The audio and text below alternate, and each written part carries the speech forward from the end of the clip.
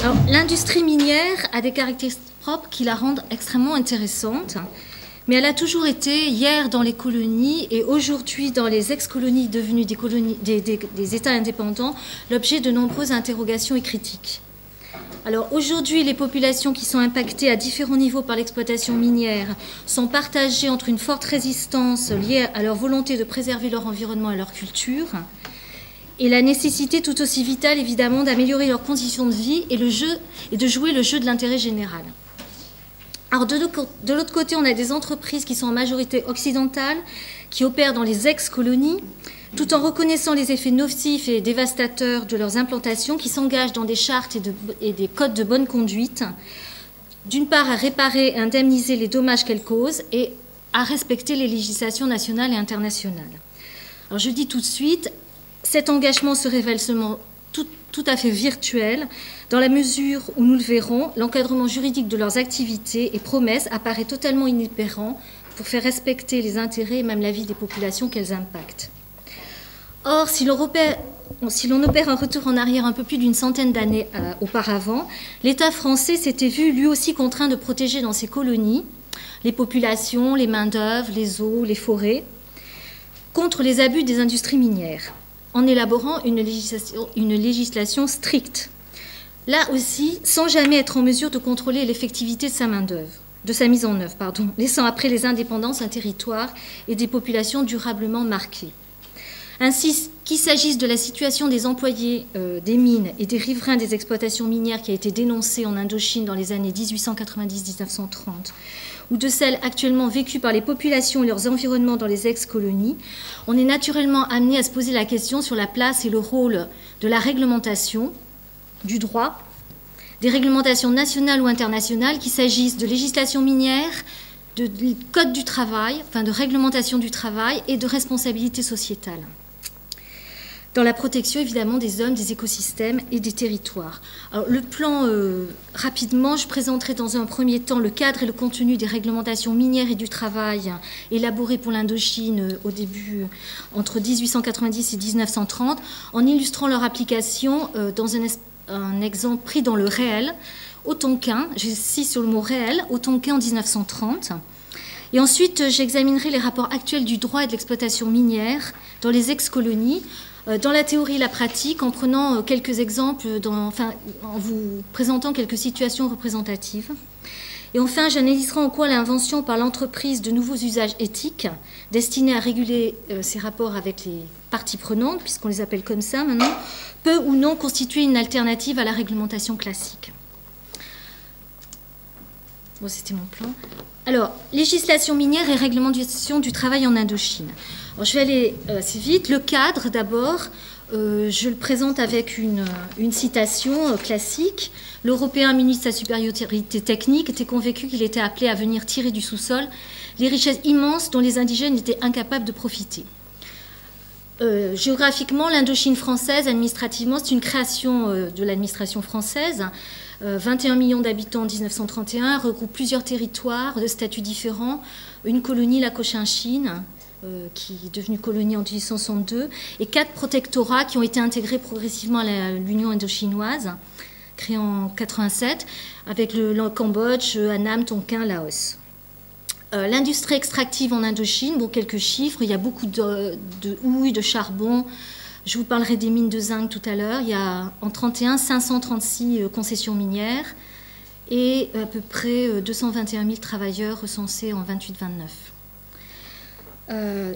Dans le cadre, j'ai mis aussi cette information, c'est l'État devait surveiller l'exploitation des mines au nom de l'intérêt général, très important ce concept, et de la sécurité publique, et l'administration avait le droit d'intervenir dans le cadre de la conservation de la richesse minérale, de la protection de la surface et de la protection du personnel. Ce cadre posé, la législation minière dépendait en partie de la loi qui est passée en métropole en 1810, mais surtout du décret minier de 1912, qui était particulier à l'Indochine. Je vous en donne les traits principaux, elle est assez complète. Disons que les concessions, oui, l'État métropolitain donc délègue l'exploitation des exploitations minières par un système de concessions. Et en Indochine, les concessions ne pouvaient appartenir qu'à des nationaux ou à des sociétés constituées conformément à la loi française ayant leur siège social sur le territoire français et comprenant une majorité d'administrateurs de nationalité française, donc État tout-puissant et colons français. Alors, les concessions étaient contraintes par la loi quant à l'occupation des terrains nécessaires à l'exploitation de la mine et ne devaient pas modifier le relief du sol. Mais l'interprétation, évidemment, de la nécessité de l'occupation était large et l'administration avait pris l'habitude de considérer comme nécessaire à l'exploitation tout ce qui était nécessaire à l'exploitation, c'est-à-dire les terrains pour ouvrir les carrières, implanter les terries, ouvrir des maisons ouvrières et éventuellement des écoles. Alors, les dommages étaient envisagés ainsi qu'un système d'indemnisation et l'un des dommages les plus graves était la modification du régime des eaux superficielles. Le concessionnaire était responsable lorsque les cours d'eau du voisinage étaient altérés du fait de l'exploitation et devait payer une indemnité relativement faible. Je passe sur la législation minière, qui n'est pas... elle est très importante, mais elle ne nous intéresse pas directement. Alors, en matière de législation du travail, 3 acteurs principaux rentrent en scène. Il y a l'administration centrale des colonies, c'est-à-dire le ministère, qui est relayé sur le terrain par les gouverneurs généraux et les résidents supérieurs pour les protectorats. Évidemment, le lobby colonial en métropole et une main-d'œuvre aux colonies encore inaudible. Alors, le cadre de la réglementation du travail, alors nous l'avons vu, l'État était tenu de surveiller l'exploitation des mines au nom de l'intérêt général et la sécurité publique. C'est important parce que dans les années 20, on est après la Première Guerre mondiale et le discours prédominant était qu'il fallait tenir compte de l'homme et qu'il fallait réfréner la tendance à ne rechercher que le profit. Alors, dans cet esprit-là, il y a le pacte de la SDN qui a été signé en 1919 et des experts de la SDN étaient tout à fait habilités à suivre avec attention l'action des autorités françaises, enfin des autorités coloniales, hein, pas seulement françaises, dans leur territoire.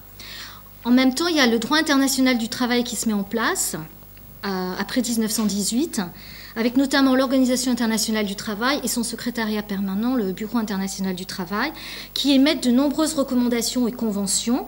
Et je cite, « Il existe des conditions de travail impliquant pour un grand nombre de personnes l'injustice, la misère et les privations, ce qui engendre un tel mécontentement que la paix et l'harmonie universelle sont mises en danger et qu'il est par conséquent urgent d'améliorer ces conditions. » Que des bonnes résolutions. Alors, parallèlement en France, on a des grandes personnalités au pouvoir, en majorité radicale et socialiste, et en même temps une certaine mise en cause de la colonisation qui est relayée par la gauche de la classe politique. Alors on a des grands personnages comme Sarraut, qui a été plusieurs fois gouverneur de l'Indochine, ministre des colonies de 20 à 24, suivi de Daladier.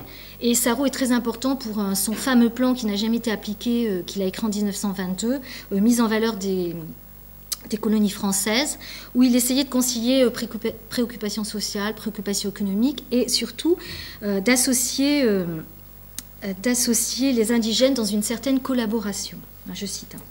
Et sur le terrain même, on a des gouverneurs de très grande qualité comme Varenne, qui est un journaliste socialiste qui a créé La Montagne, enfin un journal que vous devez connaître.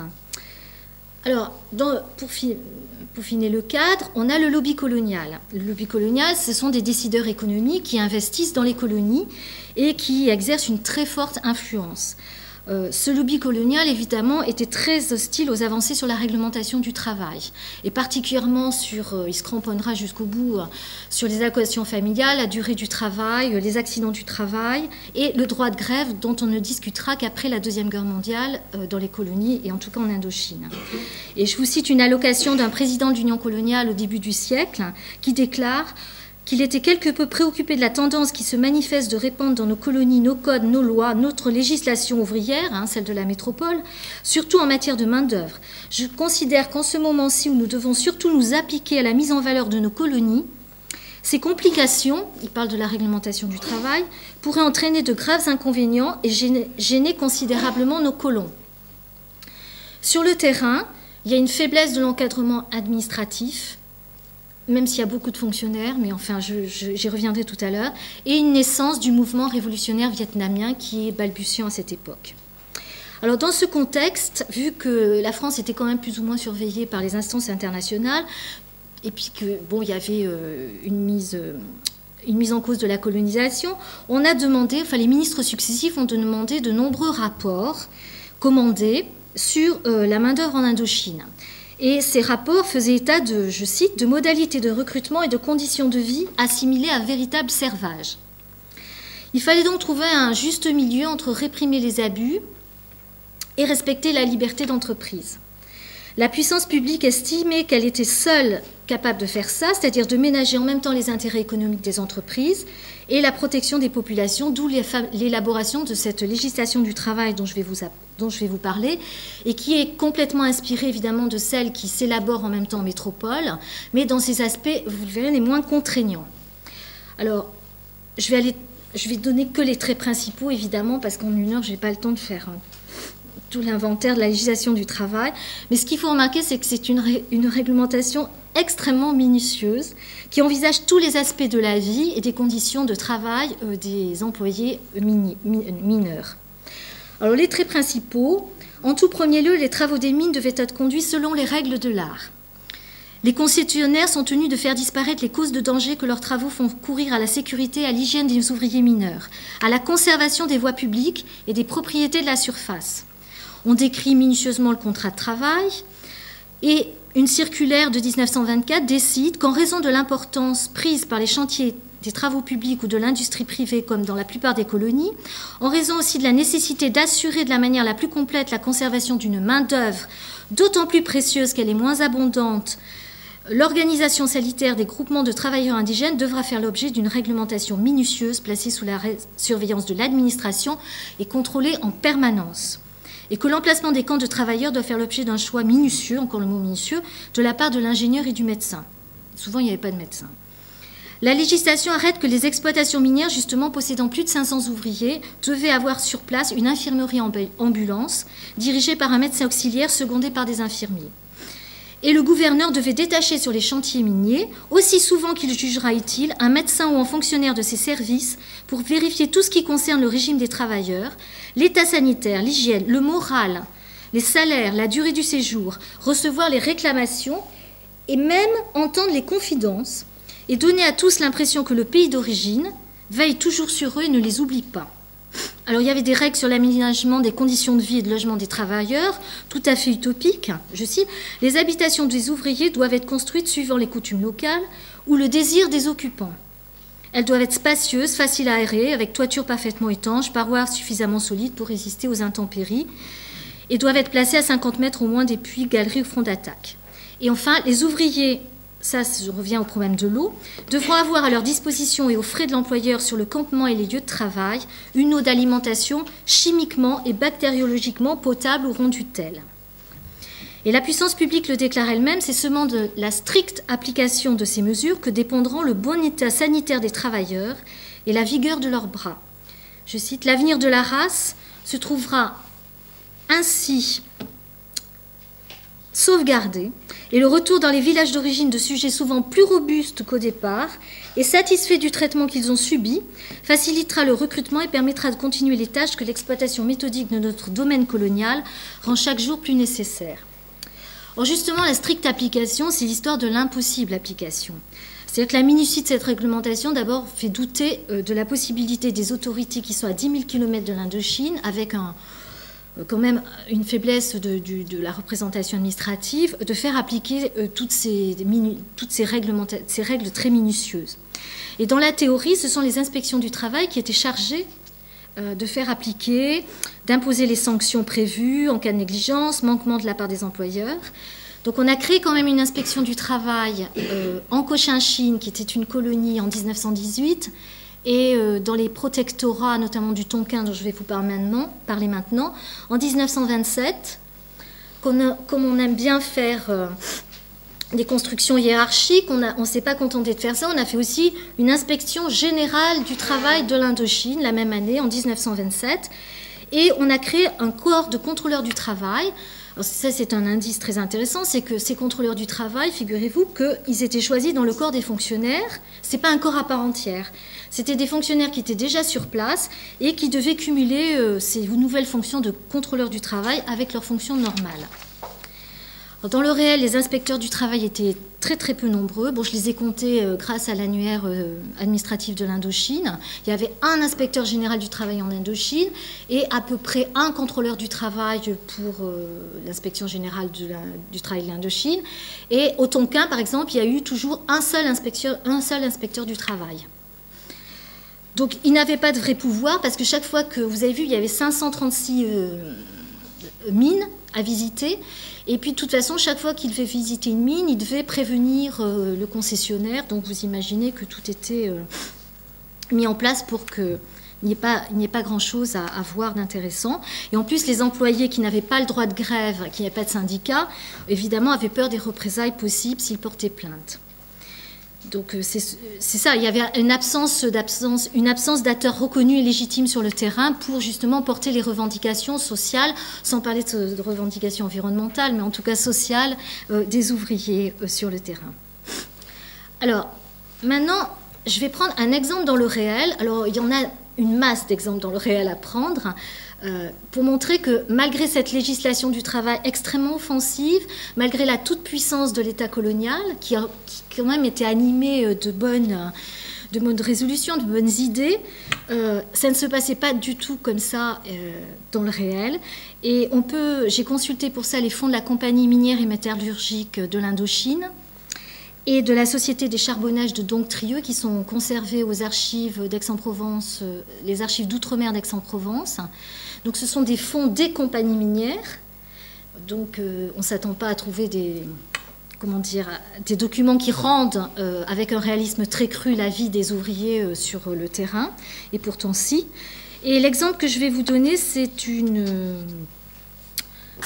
très grave épidémie qui s'est développée en 1931 à Chaudienne. C'est une mine de zinc, suivie d'un exode massif des coulis et des ouvriers, faisant descendre l'effectif total du site de 2900 à 1600, et dans la mine de Penchey de 534 à 227. Ce sont les faits. Et dans le fond de cette compagnie minière, en fait, on a un échange de correspondance entre le docteur de la compagnie, qui est sur place, le directeur de la compagnie à Haiphong et la direction à Paris. Vous allez voir, c'est très amusant de voir les termes que chacun emploie pour décrire les faits. Alors le docteur dit que je vous laisse lire, mais bon, je lis le plus important. Le dernier recrutement qui aurait dû être en théorie être encadré par la réglementation, parce que la réglementation, ils la connaissent très bien. Dans les fonds de la compagnie minière, j'ai retrouvé toute la documentation sur la réglementation, dûment annotée, commentée et reliée. Donc ils la connaissent parfaitement bien. Il dit que ce recrutement était très défavorable, en l'absence de tout contrôle médical, recrutement des premiers venus, pourvu qu'ils soient de la famille, etc. Mais chargés de l'hérédité ou des acquisitions personnelles, il veut dire qu'ils ont déjà des maladies qui ne demandent qu'à éclore quand on les met dans évidemment des conditions très difficiles. Alors, la réalité de l'exploitation minière, je continue. Il dit « Insuffisance manifeste des logements dès le début de l'exploitation de ce centre où sont logés dans des compartiments préparés pour 300 coulis, le double, c'est-à-dire 600 personnes. » En effet, la réalité indigène a presque aussitôt doublé ce dernier chiffre. Les non-employés à la mine, vieux, parents, femmes, enfants, sont venus se joindre aux couliers engagés d'abord pour échapper à leur village d'origine. Et puis après, ça vaut son pesant de cacahuètes aussi. En réalité, ces conditions bien locales et manifestement défavorables dès le début de l'exploitation, que des résultats déplorables au point de vue de l'hygiène et de la salubrité ont dû produire automatiquement et rapidement air vicieux et malsain dans ces compartiments, c'est les habitations, surchargés de ce populo. Alors, souillure, il fait l'inventaire de toutes les souillures dans lesquelles ces gens doivent vivre et travailler. Souillure permanente des alentours trop étroits des compartiments. Souillure pour tous les produits, par tous les sous-produits humains et bestiaux, parce que les gens, évidemment, n'étaient pas nourris. Donc, ils amenaient des porcs qu'ils tuaient sur place, etc. Et à propos de l'eau, voilà, ce petit filet d'eau qui est appelé à fournir aux habitants de Penchey, parce qu'il y avait la mine, les ouvriers, et puis il y avait des villages autour. Ce fil est clair et limpide au début du mois de février, mince et insaisissable du reste par aucun récipient à la surface du sol et aujourd'hui incontestablement, et si je dois dire profondément infesté par tous ces puisards. Alors le directeur technique à Haiphong, il reçoit ce courrier du docteur, lui voilà sa langue, dans sa langue comment il traduit ça, et il écrit à la compagnie minière à Paris. Alors les 4 groupes de 6 compartiments permettant de loger normalement 300 individus étaient suffisants pour la production de 8000 tonnes, mais ne sont plus pour une production de 14 000 tonnes. Bon. Les compartiments de Penchey, comme toutes les constructions d'ailleurs, ont manifestement été réalisés avec un grand souci d'économie et paraissent manquer de ce fini qui faciliterait leur entretien. Alors que dans la réglementation, on trouve tout un tas de règles pour construire justement ces habitations.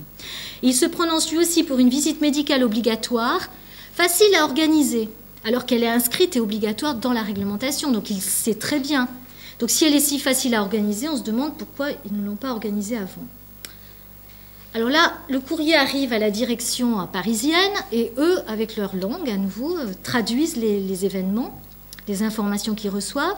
Alors, les effectifs de la main-d'œuvre du groupe de Penchel, le plus affecté par l'épidémie et l'exode, avaient été, pour des raisons économiques, résultant de la baisse du cours du zinc, alors là on est dans les préoccupations de la compagnie, poussés bien au-delà des organisations de logement et d'alimentation non envisagées. En plus des crédits supplémentaires engagés pour améliorer des conditions détestables de logement, et j'aime bien le mot, il faudra se résoudre à créer des habitations et améliorer encore l'alimentation en eau. Tant que ces mesures ne seront pas prises, on n'arrivera pas à maintenir l'effectif nécessaire pour produire les 14 000 tonnes prévues et les prix de revient s'en ressentiront. En guise de conclusion de cette affaire, 10 ans plus tard, donc là on est en 31, 10 ans plus tard, en 41, le même directeur des mines de Chaudienne, c'est toujours le même, écrit à la direction française de la compagnie minière et métallurgique de l'Indochine. Il rappelle, donc il le sait, que la législation arrête que les exploitations minières possédant plus de 500 ouvriers doivent avoir sur place une infirmerie ambulance dirigée par un médecin auxiliaire. Ce qui signifie... oui, excusez-moi. Or, l'effectif de nos mines de Chaudienne atteint environ 1300 ouvriers. C'était déjà le chiffre même atteint en 1930. Il dit, par ailleurs, l'état sanitaire est actuellement peu satisfaisant. Donc, on n'a pas fait beaucoup de progrès depuis 10 ans. Enfin, certaines critiques relatives au manque de sécurité qu'entraînait pour le personnel le manque de médecins me sont revenues aux oreilles. Pour toutes ces raisons, j'ai cru devoir engager un médecin indigène. Alors, pour résumer cette première partie, je ne ferai pas plus de commentaires. Je dirais qu'en dépit d'un État tout-puissant, d'une offensive réglementaire très très minutieuse, mais sans réelle volonté ni moyens sérieux de contrôle et de sanctions sur le terrain, évidemment les abus se sont multipliés et on a un célèbre livre de Paul Monet qui s'appelle Les Jauniers, où on trouve des affaires comme ça tout au long des pages de ce livre. Alors maintenant, je vais porter votre attention sur ce qui se passe en matière de réglementation dans les ex-colonies qui sont devenues des États indépendants. Alors, les territoires des ex-colonies présentent toujours des conditions particulièrement attractives pour les entreprises minières. Pourquoi? Parce qu'il y a de très nombreuses ressources naturelles, il y a une main-d'œuvre très abondante, bon marché, il y a des conditions d'investissement et d'exploitation très peu contraignantes. En effet, parce que ces territoires, comme vous le savez, pas tous peut-être, mais la plupart sont gouvernés par des États faibles, corrompus, qui connaissent surtout des situations de désorganisation, de défaillance, voire de déficit de la réglementation et du droit, qui optimisent évidemment les possibilités pour les entreprises de commettre des abus. Alors, l'encadrement des activités de ces entreprises et la limitation de leurs impacts dans ces territoires ne paraissent aujourd'hui relever ni des réglementations nationales, ni du droit international, ni même du domaine des droits de l'homme. Alors je m'explique, et là je vais rebondir sur ce que disait Pierre-Henri Gouillon tout à l'heure au sujet des entreprises, et je vais développer. Alors, sur le plan national, les États qui sont devenus indépendants, ils sont capables de produire de la législation ou de la réglementation, qu'elle soit minière ou du travail.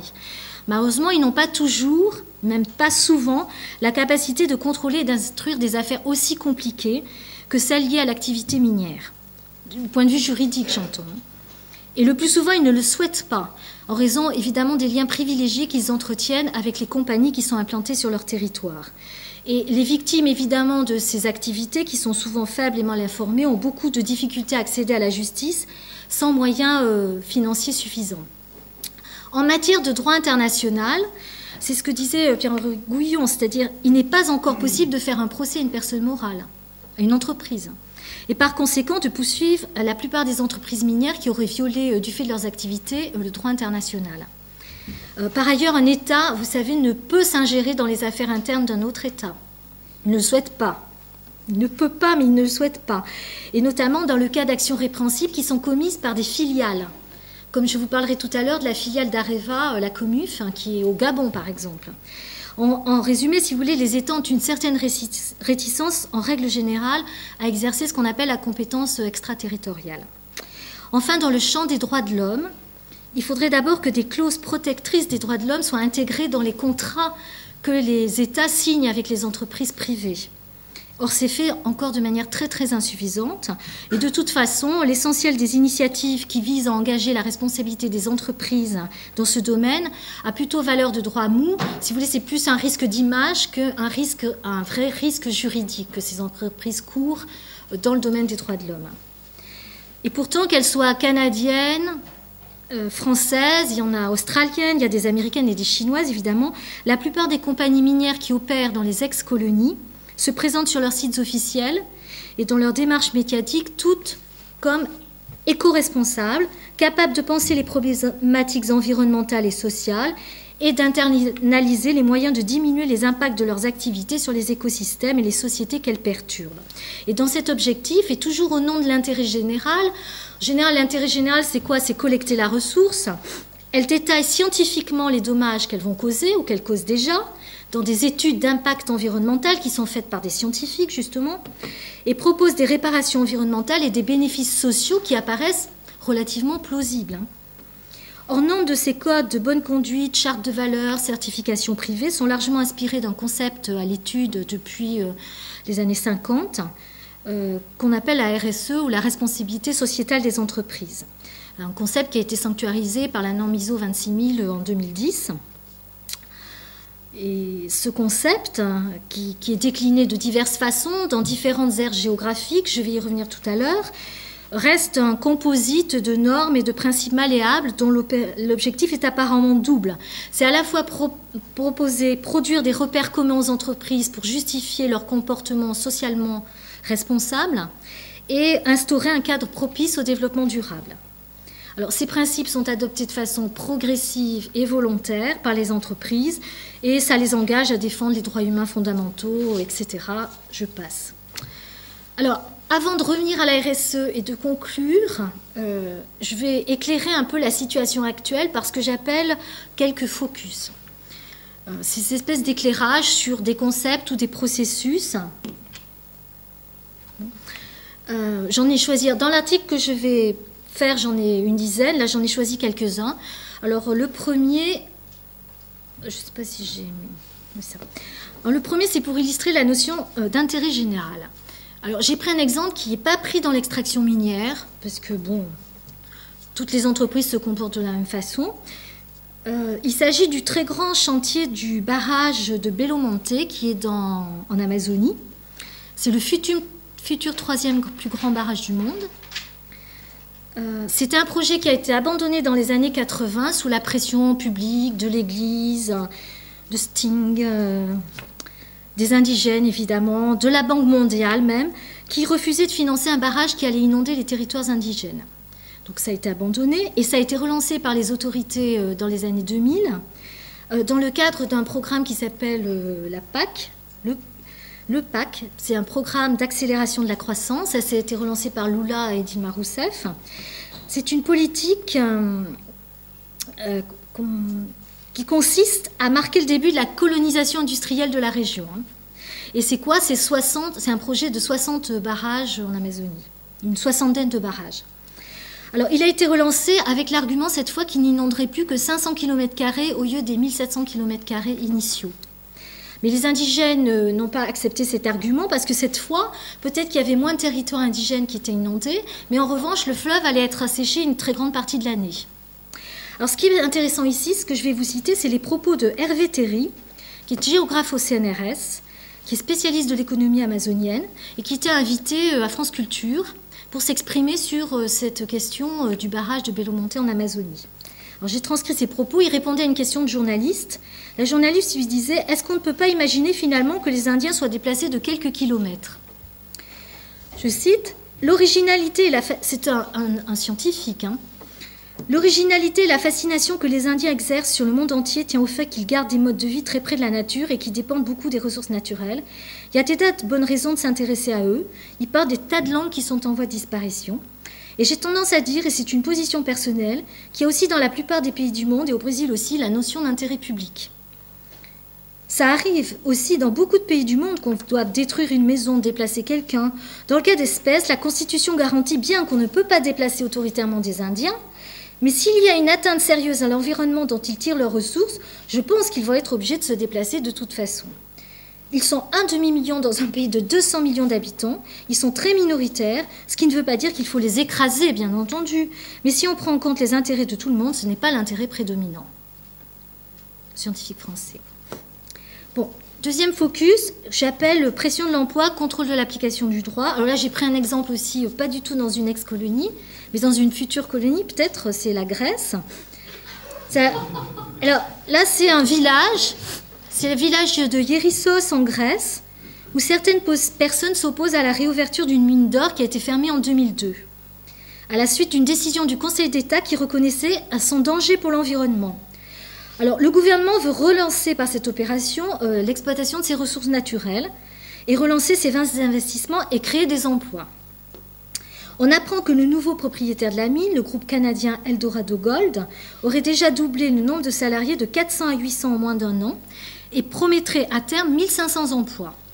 Alors, un des ouvriers déclare, je le cite, « Quand on a appris au début de cette année qu'on avait un nouvel investisseur, le sourire est réapparu sur les visages. » On peut facilement imaginer les relations tendues entre les mineurs, leurs familles et les habitants de Hérissos qui disent, eux, les mines vont créer quelques centaines d'emplois, mais ce sont des milliers d'autres dans le tourisme et l'agriculture qui vont disparaître quand l'écosystème de la région sera détruit. Bon. Alors, ce qui est intéressant, c'est que les Canadiens, ils assuraient être très vigilants et dans leur étude d'impact environnemental, je vais en reparler, qui a reçu l'aval du gouvernement, mais évidemment qui est très critiqué par les écologistes, ils s'engagent à reboiser les parties détruites une fois l'exploitation achevée. Je cite, « Nous tiendrons nos engagements et nous avons versé 50 millions d'euros de garantie à l'État. Nous sommes sévèrement contrôlés. » Les écologistes sont sceptiques car ils expliquent que l'État grec n'a en tout cas pas pour le moment aucun moyen de faire ces contrôles et les entreprises peuvent faire ce qu'elles veulent. Troisième focus, inertie des compagnies minières. Alors là, c'est un exemple au Gabon, sud-est du Gabon. C'est l'exploitation minière de la Mounana. C'est un site d'extraction d'uranium qui est implanté à proximité d'une ville d'à peu près 7000 habitants, qui a été découvert par le CEA en 1957 et qui a été exploité pendant une quarantaine d'années par la Comuf, qui est une filiale d'Areva. Et il a été fermé en 1999. Alors, les déchets principaux étaient recouverts par deux couvertures, une solide, une liquide. La liquide, c'est un lac qui est fermé par une digue, placé sous la surveillance et la responsabilité d'Areva. Areva ne s'est pas engagé à nettoyer toute la zone impactée, parce qu'il prétend qu'il y a des déchets anciens dont ils ne sont pas responsables, donc on ne les nettoie pas, mais déclare qu'elle suit les bonnes pratiques internationales sous le contrôle de l'AIEA, c'est vrai, et qu'elle aurait fermé la mine, je cite, de manière exemplaire, avec des fonds entre parenthèses européens, pas des fonds d'Areva. Sur place, néanmoins, subsiste une pollution radioactive des sols et des maisons construites avec des stériles miniers qui provoquent de nombreuses maladies. Alors Areva s'est risqué à faire un partenariat tout à fait inédit avec Médecins du Monde, l'association Sherpa, qui est une association d'avocats qui lutte contre les crimes économiques et les crimes écologiques, et la CRIRAD qui s'est retirée depuis. Et Areva a accepté, dans le cadre de ce partenariat, la création d'un observatoire de la santé. Alors, la mine a été fermée en 1999, ce partenariat s'est mis en place au début des années 2000, et l'observatoire de la santé n'a ouvert qu'en 2010, c'est-à-dire 11 ans après la fermeture de la mine. Et normalement, il est destiné à rechercher, à examiner les personnes concernées, à juger s'il y a lieu à donner des indemnités en cas de maladie professionnelle. Mais évidemment, Areva conteste tout à fait, elle est tout à fait disposée à ouvrir cet observatoire, mais elle conteste ses responsabilités. Et en ce qui concerne les maisons contaminées, elles devraient être détruites, c'est-à-dire qu'elles sont contaminées depuis longtemps, les gens continuent d'habiter dans ces maisons. Elles devraient être détruites et reconstruites, je cite, dans une optique sociétale. Des publications de la déclaration d'utilité publique par l'État gabonais, mais ce n'est toujours pas fait. Quatrième focus, j'appelle marketing industriel. Là, je crois qu'il faut que je fasse une petite manip parce que c'est trop petit, vous ne voyez rien. C'est pas très... mince. Moi, je ne sais plus comment je grossis. Vous voyez rien du tout. Moi, je ne sais plus comment on grossit. Il y a quelqu'un qui peut m'aider. Non, bon, je le remets comme ça. Je vais vous le lire. Non, mais ça fait rien, je vais vous le lire. Je vous le rends plus intéressant. Alors, je l'ai dit tout à l'heure, toutes les grandes entreprises minières éditent des rapports, des chartes pour prouver leur bonne conduite et présenter des solutions aux bouleversements, dévastations qu'elles occasionnent. Et il y en a une qui me plaît particulièrement, qui s'appelle IAMGOLD, qui est une compagnie canadienne créée en 90, qui, vous pouvez aller sur leur site, ils ont rédigé une charte de bonne conduite qui s'appelle « Rapport sur la santé, sécurité et durabilité ». Sous-titre « Donner le pouvoir à nos employés pour atteindre zéro incident ». Alors, bon, je n'ai pas le temps de vous commenter, je vous conseille d'aller la lire, c'est en français, c'est très intéressant.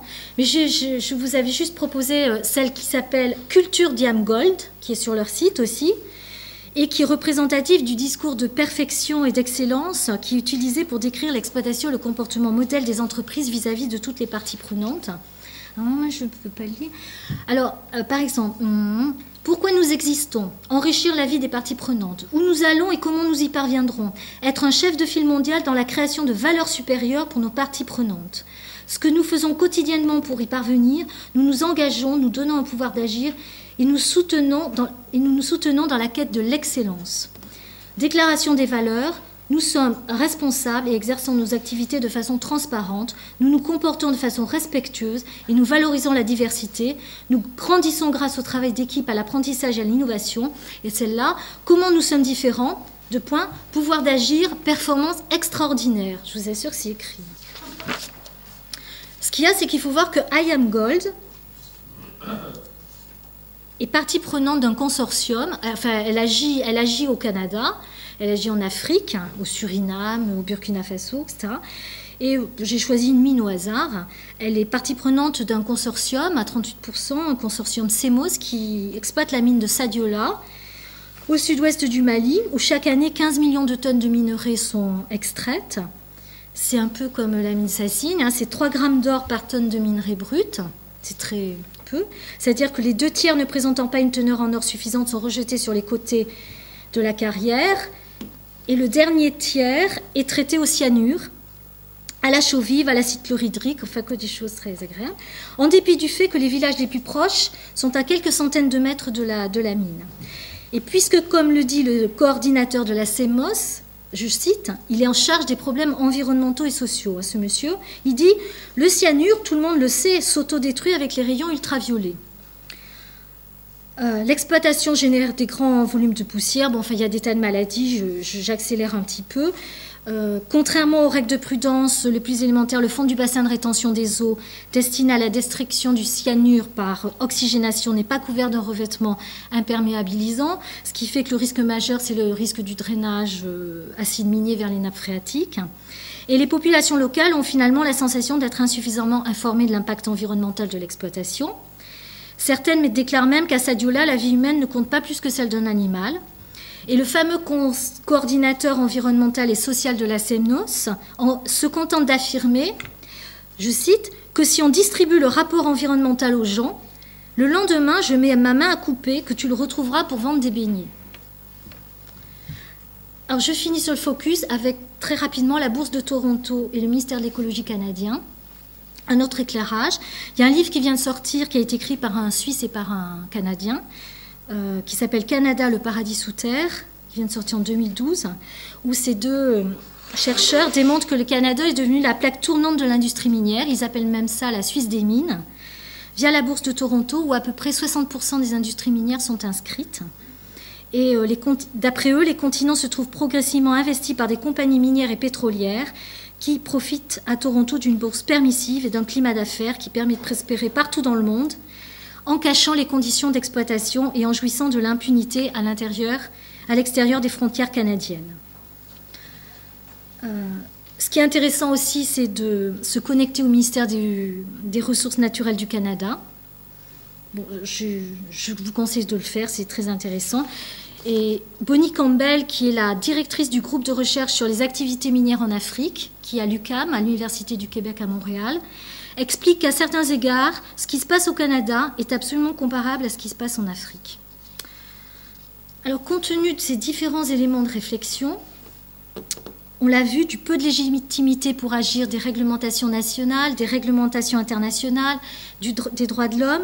Je pense que c'est intéressant de se retourner rapidement avant de conclure sur l'analyse du phénomène RSE, qui inspire largement les comportements des entreprises, pas seulement minières. Et dans cet objectif, j'avais choisi, mais bon, on n'aura pas le temps de vous présenter la charte au hasard. La charte RSE qui a été adoptée lors du sommet Afrique-France par les entreprises françaises en 2010, parce qu'elle réunissait, elle subsumait à peu près tous les commentaires pertinents qu'il est possible de produire sur la RSE, et j'en ai lu plein de chartes RSE.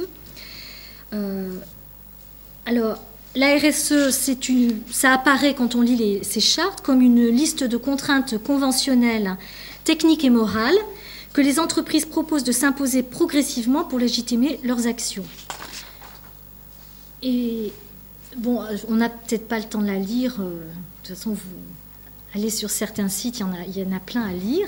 Je trouve que les dispositions finales sont très intéressantes parce que c'est écrit noir sur blanc. Dans les dispositions finales de cette charte qui a été prise par les entreprises françaises en Afrique, les entreprises déclarent qu'elles ne peuvent pas mettre en œuvre l'intégralité de ces principes du jour au lendemain.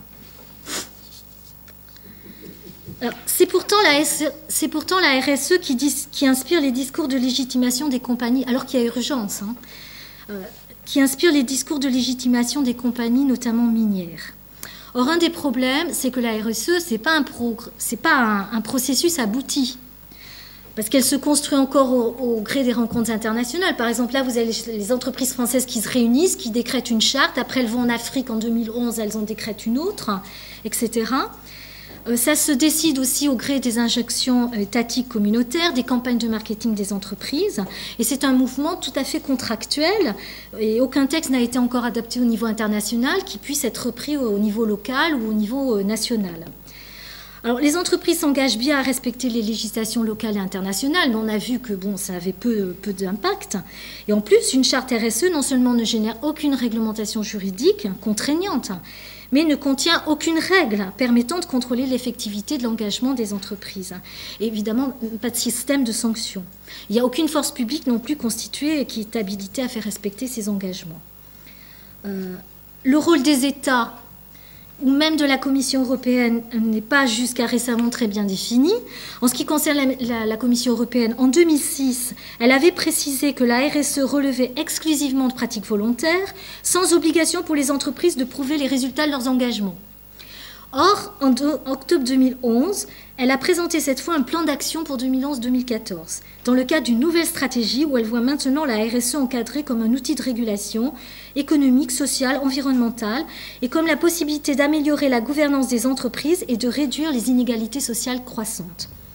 Elle dit « Les codes de conduite ne pourraient plus être laissés à l'initiative des seuls dirigeants d'entreprise ». En outre, on peut la voir dans la charte pour l'Afrique. Bon, vous n'avez pas eu le temps de le voir, mais la RSE, maintenant, elle gère des relations non plus entre acteurs historiques de l'entreprise, c'est-à-dire ouvriers, syndicats, mais entre parties prenantes.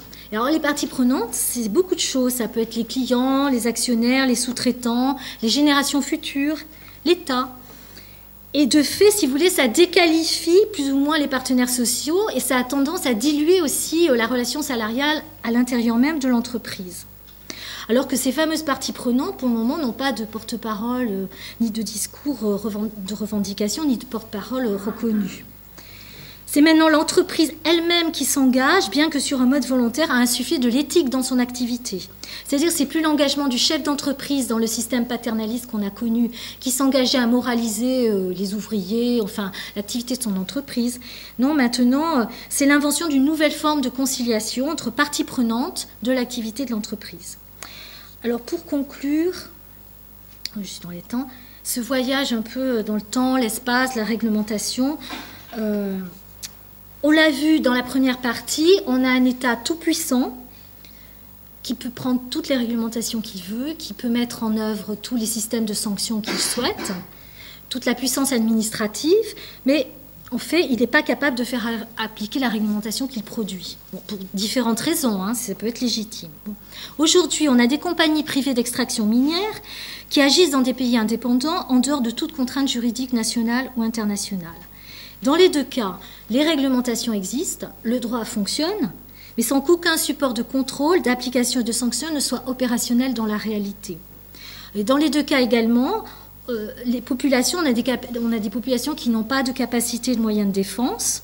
Elles sont vulnérables, c'est toujours la même chose, soumises à des conditions économiques et sociales difficiles, et elles ne peuvent opposer qu'une très faible résistance à la dégradation irréparable et quelquefois irréversible de leurs environnements, même si elles sont défendues par quelques organisations comme celle dont je vous ai parlé, l'association Sherpa, qui est l'association française d'avocats. Et l'injustice qu'elles subissent, ces populations, pouvant même être considérées comme admissibles dès lors qu'elle est commise au nom de l'intérêt général. Alors le bon sens qui consisterait à penser qu'il suffit de produire encore plus de réglementations, des réglementations mieux adaptées, qui encadrent mieux les entreprises au niveau international ou au niveau national, ça semble un peu naïf parce qu'on en a déjà énormément de réglementations.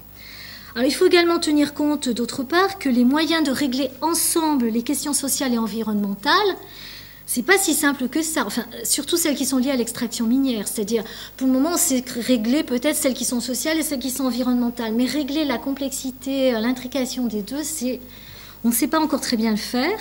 Et puis qu'en plus, on pense qu'il faudrait le faire au niveau de l'ordre international, mais l'ordre international, cette volonté d'imposer un ordre international n'a pas l'air un petit peu incertain.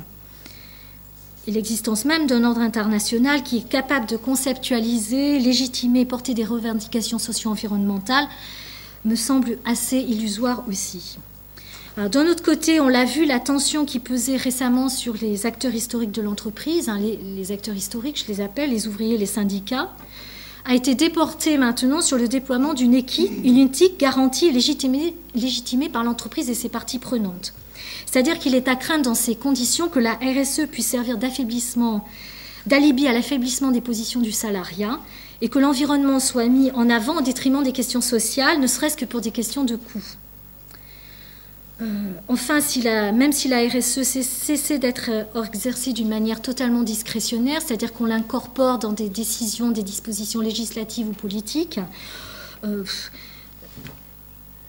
ça ne me paraît pas, in fine, constituer une garantie suffisante puisqu'on n'a pas de volonté et de capacité nécessaire à l'application de ces dispositions politiques et législatives. Enfin, il me semble que tant que l'entreprise restera maîtresse du rapport loi sociale en la cantonnant dans le périmètre de l'entreprise et loi environnementale et jouera de l'une contre l'autre en fonction de ses intérêts, à mon avis, elle continuera à dominer les rapports de force en ce qui concerne les questions de justice sociale et justice environnementale. Je pense plutôt que la puissance publique, sans essayer de contrer ces initiatives qui viennent des entreprises, parce qu'elle est de toute façon incapable ni de les contrôler, ni de les inspirer, peut-être devrait imaginer non pas d'autres réglementations, mais carrément un autre régime de loi, peut-être de nature plus anthropologique, c'est-à-dire des lois qui traitent du réel, c'est-à-dire qui traitent de l'intrication qui est à la fois évolutive et complexe du social et de l'environnemental. Alors, je ne sais pas, c'est une idée comme ça. Et peut-être aussi, il reste peut-être un espoir du côté d'une alliance client-salarié, puisque le client est souvent un salarié, société civile, actionnaires, parce que les actionnaires, par crainte de voir par crainte de voir leurs actions perdre de la valeur, enfin peut-être une alliance qui serait susceptible de définir et de porter ensemble des revendications socio-environnementales complexes. Voilà, j'ai fini.